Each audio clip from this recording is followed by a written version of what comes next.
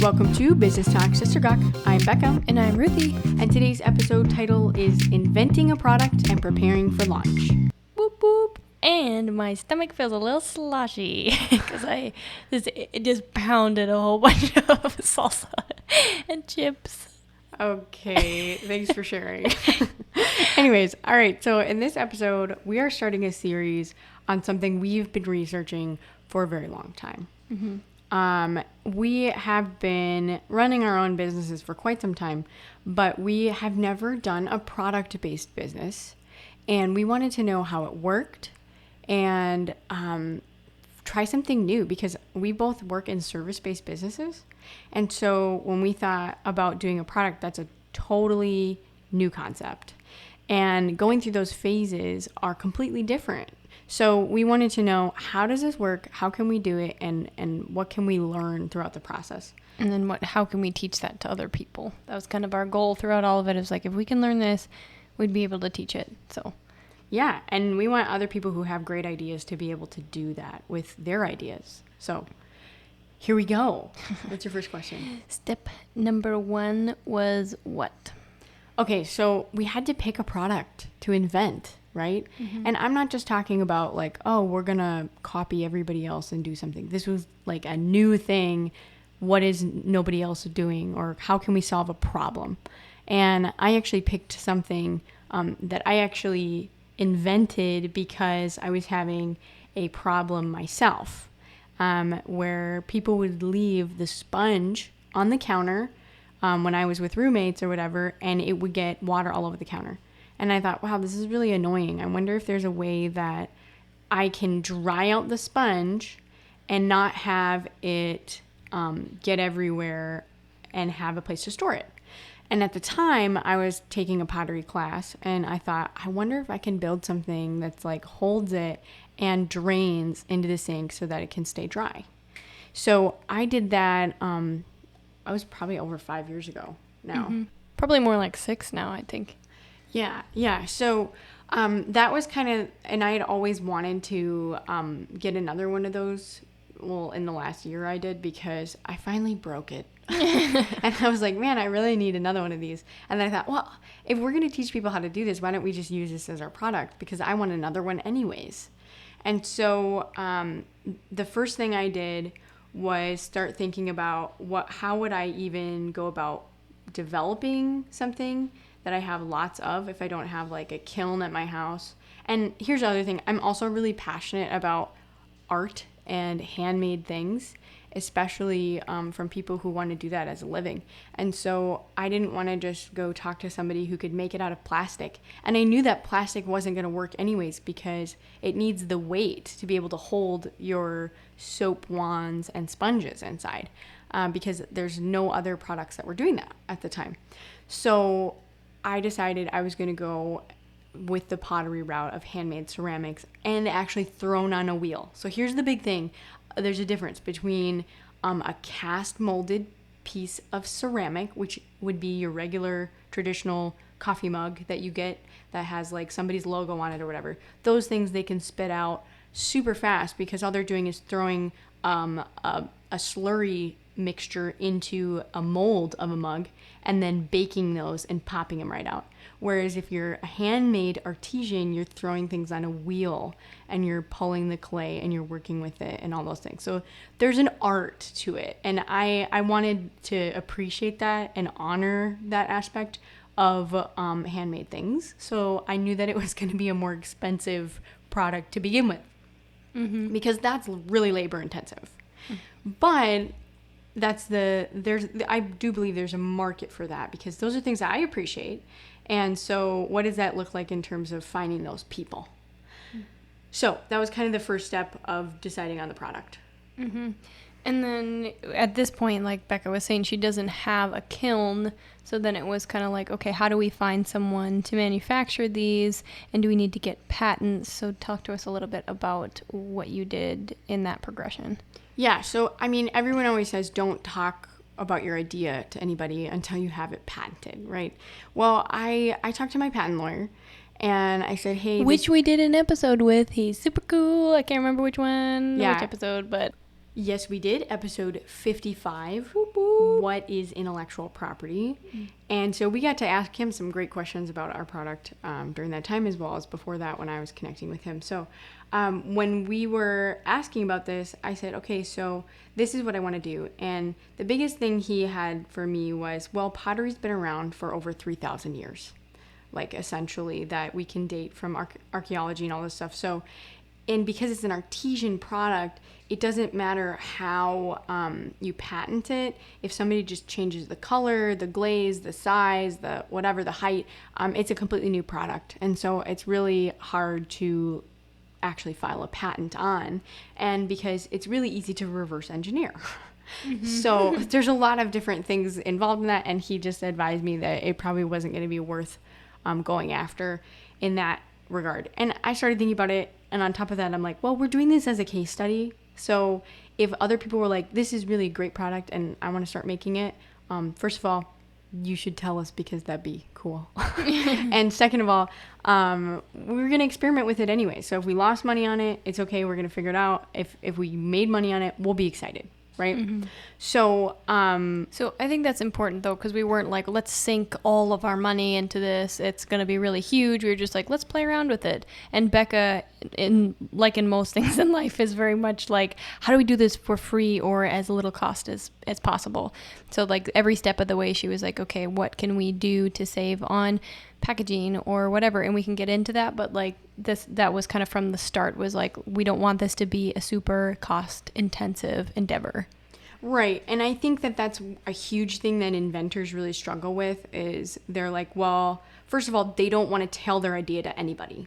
And that I really do think you need to talk to other people, because there's so many times where someone's like, look at what I invented. And I'm like, that's great. You understand the basics of physics. But if you talk to someone who's in physics, they're like, yeah, that idea was already invented like 80 years ago. And you're like, oh, okay, well, there's no point in pursuing that. So I think it's important to be able to understand how to leverage the right people that you can trust to get information from. And so one of the things that I did at the very beginning was I did talk to some people that do sell a lot of products through Amazon and boutiques or whatever else. And I said, hey, like, I'm looking to do this and it's a ceramic product. What are you thinking? And they said, well, honestly, most people who do a lot of shipping never dabble in ceramics and glass because it's too high risk. There's a lot of breakage. There's a lot of issues with returns. It's so much to manage that most people don't choose that category. And because it's a little heavier, you have some weight issues. So anytime you're looking at doing fulfilled by Amazon, there's specific weight categories. And if you go over a certain ounceage, you're in a new category and you have to pay so many more fees for shipping and storage and everything else. So try to get your product down to a pound or less, including packaging. And then you need to take it in its packaging and drop it on two sides and a corner. And if it can survive that, then you have good packaging. And so if you're not familiar with what Amazon, what did you say? FBA, sorry. Yeah. So we did a couple episodes about that. Episode 50 and episode 49 about like print on demand and drop shipping. And Amazon kind of does like fulfill by Amazon. So, yeah. It's Amazon like takes your product and houses it at their warehouse and ships it out from there. Yeah. Also, side note on that, if you ever choose to do that, there's like a whole nother like aspect of where your business is operating out of, because wherever you store your product, there's a whole bunch of like tax implications to that. So keep that in mind.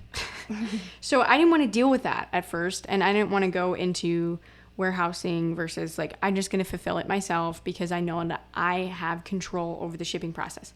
And I want to make sure that it's something where customers feel like they're really getting a premium product and they're getting something special. Yeah. And it just looks prettier.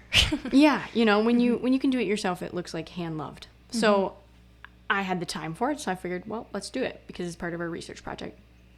So after I got those things into perspective of how much it needed to weigh, I did a lot of prototype different variations. So I talked with a few people in the pottery community, and I looked for somebody Which is a very tight-knit group, honestly. Yeah.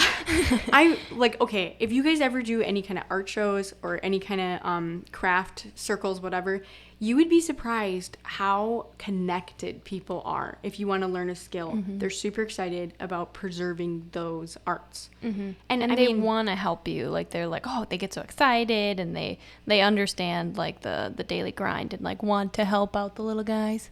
Yeah. But also, like, I would say that in the Midwest, from what I've seen and talked to a lot of people, if you want to do that as a full-time job, I would say estimate that you're probably not going to make more than $60,000 a year maximum, right? If you're doing shows consistently and doing your Saturdays at different places, all that kind of stuff. So, I mean, it might not be a good fit for everybody, but if you really want to do that full time, you either need to have like an amazing process as well as like online sales and all this other stuff, or you're going to be spending a lot of time on the road. In that circuit of people. But you know what? Because they hang out at craft shows all day, or they hang out at these different events, they network with one another. And that's valuable, super valuable, because you can learn so many things about how to do your business better from those people. And so, anyways, we learned a lot about that. We learned about, okay, we shouldn't be expecting too much here, or this is where we can drive down costs. And as we talked with a few different people who do pottery, there was somebody that said, hey, I do that a lot, and I have done a lot of pottery, but I knew that I don't have the location, and I don't have the ability to do that at my house right now, or I don't have another location to do it at. So it's just going to be better for both of us if I can have someone else help me with my design. So we worked through some prototypes, and we talked about how much it needed to weigh. And the thing about clay, actually, is that it shrinks a considerable amount in every stage of the process. So the first bisque, it basically absorbs or takes out a lot of moisture, shrinks probably like 15%. And then the next time after you glaze it and you put it back in, it shrinks again, it's like 7 to 8%. So you have to measure from the beginning, like all these math calculations to make sure what you're getting at the end is exactly what you want. So there was a lot of stuff that went into making sure that what I had as an end result was what we were getting when we started talking about throwing and sizing and all of that. So, and that was probably a little bit more than most people wanted to know That's interesting. about clay. So, and then also too, like one thing I think a lot of people do right away that can kind of bite you in the butt is that like they try to do a whole bunch of different variations and colors and styles and things like that. And we just decided to go with some pretty basic, like we started with 4 colors to start. And then like that's kind of what we've had as our staple. And they're beautiful, like they're really fun, and I really am a big fan of practical art. I don't like knick-knacky things. Like there's some people that really enjoy that. I don't. I just think it looks like glitter, and I'm like, oh, it has to be able to do something to be a piece of art in my house, like a bowl.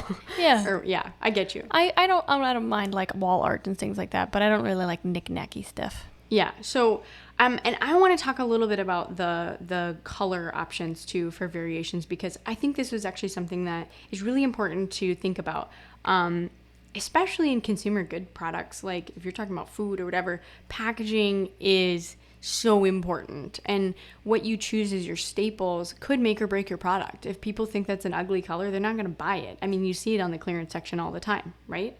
And so one of the things that I did was I started looking a lot into style trends for interior design for our color selection.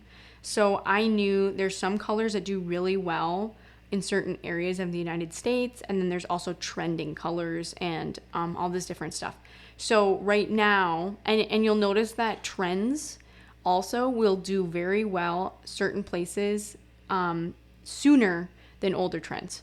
So I picked teal because as the main color for one of them, because teal consistently does well because of the color that teal rock is, does very well in ocean states, because a lot of people have beach houses, and they have or a beachy feel to their house, and teal consistently shows up as a color that reminds people of the ocean. And so it really is a pop color that hasn't really gone out of style consistently for I don't know, like the last 50 years.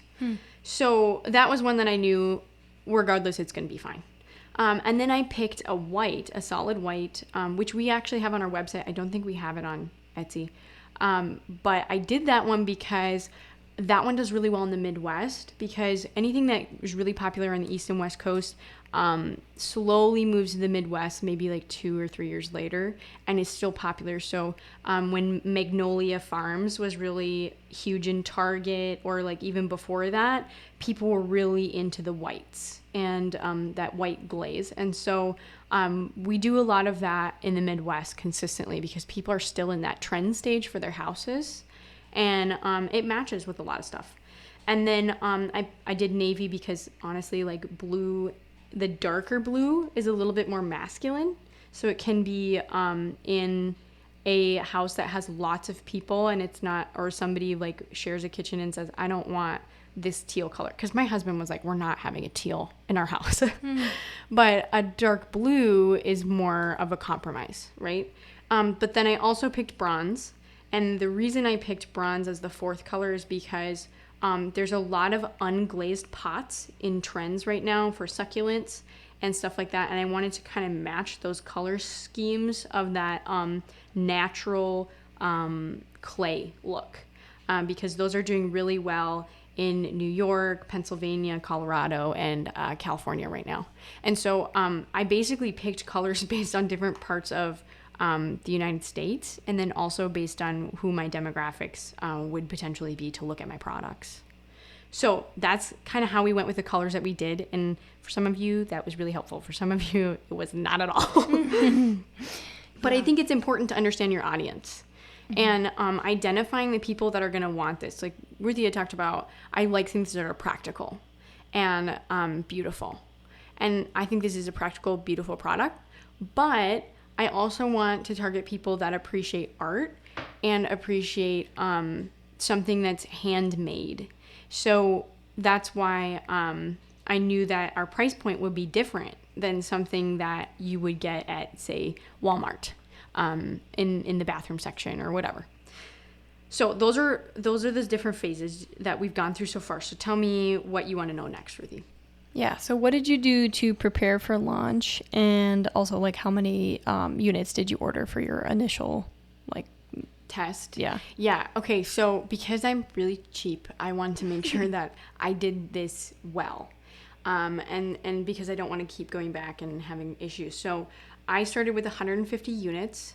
I started with the 3 colors. I added the white later. So teal, navy, and bronze. And then as we were looking at those, I also decided, okay, before I go do this, I actually got into an entrepreneurial Facebook group that I've been in for a long time. Whoop, whoop. And I've been in there for a couple years. It's called Women Helping Women Entrepreneurs. Yeah. And it's a Facebook group that's really good, and it's very active, and there's a lot of different conversations that go on there that are very fruitful. Yeah. They can be. Sometimes they are not. Spammy or whatever, but whatever. It's fine. If you want to grow your Instagram followers, ask me how I grew mine from 50,000. Okay. Yeah. There's a lot of that. So much. But there actually are a lot of people in there that are genuine business owners that honestly just do not have the time for social media, but they're just in there to see what's going on. Mm-hmm. And I would say that I probably fall in that category a lot of times. But one thing I notice is that when people develop a product and they're super excited about it and they share it and they're like, why is this not selling? One of the biggest things that people just like immediately attack and say, this is your problem, is their product photos. And if you have bad product photos, people are like, that's your main problem. Like, I'd never buy that based on the picture. And so I knew that now there's a big difference between a backgroundless photo, which is like required for places like Amazon, or it can help your sales on eBay, and eBay has like an app that helps you do that. But lifestyle photos, can people visualize this in their home? And that was where I said, okay, before I even go out and say, hey, like, I have this really cool product, I need to make sure it is staged well so that people can imagine what it would look like in their house. And I was so thankful that I had a lot of like friends and family that said, you can take pictures at my house with your product.